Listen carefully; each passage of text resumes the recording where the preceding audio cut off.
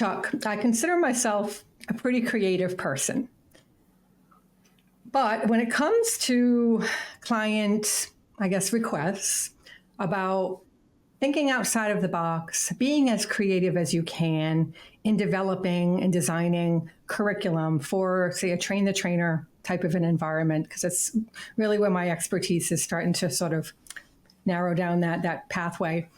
Mm-hmm. I personally, when I get a client request like that, I at times start to feel vulnerable, if I'm being very authentic and transparent, because I think that's what this channel is all about, is talking with people who may be struggling with some of the same things, but have no place to turn. So here I am right now, Chuck, turning to you, because a recent client request was, with a train the trainer curriculum, we want to take this curriculum and turn it on its head. We want to make it as creative as possible, thinking outside the box. What do you have? At which point I start laughing just like this.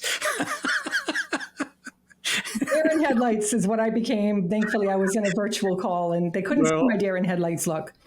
Because I, quite frankly, I am a believer in, there's sound research out there that talks about foundations in instructional design and in how adults learn.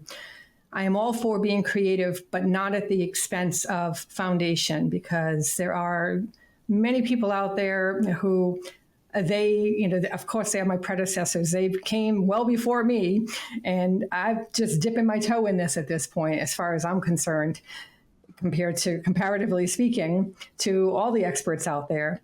And research seems to indicate that there's sound reason to follow foundation, but I understand what they're saying at the same time, because a creative person in me, I could throw a bunch of stuff probably at them, but I don't know that that's going to stand up to what maybe the experts say out there. So let's hear it from you. You are, to me, the guru, the go-to person for instructional design. What do you say to that? Well, the first thing I want to do is find out what they're really talking about. All right. A lot of it's semantics. Sometimes they're just bored. Sometimes they have extra budget. Sometimes they're getting complaints from people. Sometimes performance is not where they want it to be. Results not where they want them to be. So the first thing I would always start with is analysis. If you can do a NOP if you want to, if you've got time and a little bit of budget, just really dig into it. But the first thing I would ask them is, what do you really want to accomplish here? What are the things that you want people to leave with? And what's going to make you happy? So you go through this and they say, well, we want something new. We want something sparkly. This has got to be the box under the tree at Christmas. And that's all well and good, but you have to start with, what do you really want to get out of this? Okay, you want training trainers? Okay. Here's how we get to where they can do this training on this content to a level that's exceptional. And you can do that. Now, the other thing you have to do sometimes, you have to sit down with clients and have let's talk about this a little bit, because understand where you're coming from. Understand that you want things to be special and super duper. But at the same time, you have to understand that there's a lot of science and a lot of practice to this. Instructional design is a science. What we do is very mechanical in some ways. We do objectives, we do evaluations, we do all this stuff. And to the layperson who is not an instructional designer, have experience with this, sometimes they look at it and think, okay, well, I need to get level ones where they just love the facilitator. Okay. Right? I mean, you have to really dig in and find out what they're talking about. And most of the time when you dig in, you're going to find out that there's really not a lot of stuff there. You can go ahead with your professional eye to this, which is what you're talking about. It's foundational stuff. Okay, we want trainers. We want people that can do this work. We want to be able to certify them to be able to train this content. And my friend, the client, needs to understand that, okay, to do that, we have to do certain things. Not everything is shiny and bright. Sometimes we just have to go through rote kinds of exercises. We got to do role plays. We've got to do whatever we need to do.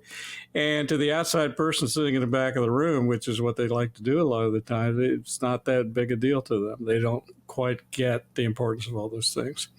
So many times, and I have to say honestly, there are times when I refuse to take work because of this.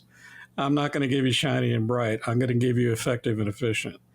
And you wrap it up any way you want to before and after, but here's your package. This is what you're going to get if you want the best. And if you want the rest of this stuff, there are others out there that can sing and dance for you, but I'm not that person.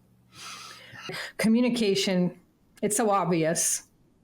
That is the big thing, the big important component that is often missing is that communication in that NOP analysis. And if you don't know what NOP analysis is, we'll link to it here. Having that communication is so important, because what I might think is shiny and bright and creative might not be to them, and vice versa. It also comes down to outcomes, which we are doing another video on that as well. Looking at those outcomes, what are they? Because in my estimation, my guesstimation, I do believe that's what it's all about is, okay, maybe some of the learners are not being satisfied. They're seeing it in the smile sheets, perhaps, or it could be the level 2 evaluations. They're not coming out as shiny and bright and effective as they would like. So maybe they're thinking it's the curriculum. They're thinking it may be some of the exercises and activities being done. Could be population is way too varied and diverse. You have different people from different areas in an organization that don't need to do this, but they need to do this, and vice versa. So there's so many different facets. I do believe it's a good conversation that needs to be had. The one thing that I would say to you and to designers generally is you have to establish with your client, the board, whoever you're working with. Sometimes it's in-house and it's just your boss, department heads, whatever. But you have to put in writing what their expectations are. What is it you want to get out of this? And I have done focus groups with boards and other folks to try to get to this. Let's be very clear about what it is your expectations are.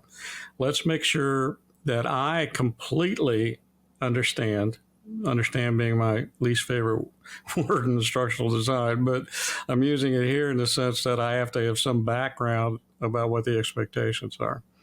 And sometimes I will have an entire wall of sticky notes from one of these focus groups. These are the things that we want out of this.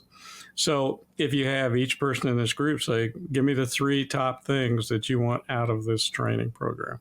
Tell me what your expectations are. And sometimes they can't come up with 2. Sometimes they can't come up with 1. So what they're doing is what they do best is they're good thinkers, they're smart people, they're trying to get around an issue, but they've come to the professionals, which we are, to try to work with them. So to a new designer, someone who's struggling with this, my best advice is make sure that you completely and thoroughly have a picture for what the expectations are on the other side of this equation. And once you do that, then you can have these conversations. Well, it's not realistic that you are going to get to this place with this expectation. What I can do is I can give you very well-trained and certifiable folks that can teach your content. Can I make it clever and cute? I can certainly do that, but that's not my focus. My focus is to get them out the door with this information, with these skills and these talents. And anything on either side of that, we'll have to talk about what the value of that is for you as a client. But new designers, make sure you completely and totally have it dead to rights about what the expectations are. Otherwise, you got nothing. You heard it here from the person I consider the go-to person in instructional design, Dr. Chuck Hodell. Thanks, Chuck, for that insight. It helps. It really does. And I hope that it helps somebody out there as well who's listening. Thanks so much for tuning in.